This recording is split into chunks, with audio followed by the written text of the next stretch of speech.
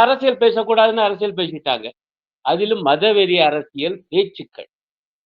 அதுவும் பவன் கல்யாண்ன்னு ஒருத்தரு, ஆந்திராவுடைய துணை முதலமைச்சராம். எனக்கு புரியல அவருடைய பேச்ச பூரா கேட்டேன். அவர் எப்படி அரசியல் சாசனப்படி ஒரு மாநிலத்தின் துணை முதலமைச்சரா இருக்காருன்னு எனக்கு அடிப்படையில சந்தேகம். இத பற்றியும் நீதிமன்றமே தானாக முன்வந்து அவர் மீது நடவடிக்கை எடுக்கணும். ஏன்னா அப்படி ஒரு கோரமான பேச்சு, கொடூரமான பேச்சு, தெளிவாக மத வெறுப்பு அரசியல் பேச்சு. அப்ப அவர் பாட்டுக்கு சொல்றாரு, இங்க முஸ்லீமா இருக்கலாம், கிறிஸ்தவனா இருக்கலாம். ஆனா இந்துவா இருக்க முடியாது அப்படிங்கிறாரு.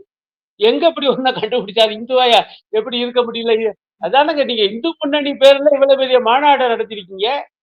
உங்ககிட்ட பணம் இருக்குது, அதிகார பலம் இருக்குது, ஊடக பின்புலம் இருக்கு. அவ்வளவு வச்சு கூட்டியிருக்கீங்க மக்கள.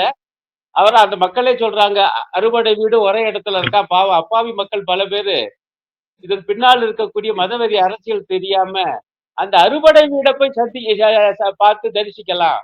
கும்பிடலாம்னு ஒரு கூட்டம் 5, 6 நாளா. அதனுடைய முத்தாய்ப்பு தான் 23ஆம் தேதி மாநாடு.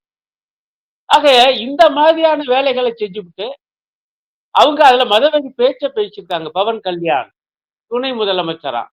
அவர் வந்து சொல்றாரு, இந்துவா இருக்கிறது தான் இப்ப ரொம்ப சிக்கல்ன்னு. இப்ப என்ன சிக்கல்? இல்லாட்டி இப்ப எப்படி இந்த மாநாடு நடத்த முடிஞ்சுச்சு? இந்து முன்னணியினால. இன்னும் பச்சையா, அரேபியாவில் இருந்த மதத்தை பற்றி இப்படி பேசுவார்களா? அப்படின்னு போறார். அப்ப இது தெளிவான பிற மத வெறுப்பு பேச்சு. பேசியது ஒரு மாநில துணை முதலமைச்சர். எங்கே? முருக பக்தர்கள் மாநாட்டுல. உயர்நீதிமன்றம் சொல்லியிருக்கு. ஐயா அரசியல் பேசக்கூடாது. நான் கூட நினைச்சேன். அரசியல் தானயா பேசக்கூடாது. நான் மதவெறி பேச்சு பேசுவேன்யா. அப்படின்னு கிளம்பிட்டாரோ என்று. இந்த மாரி எப்படிங்க? எனக்கு ஒண்ணும் புரியல.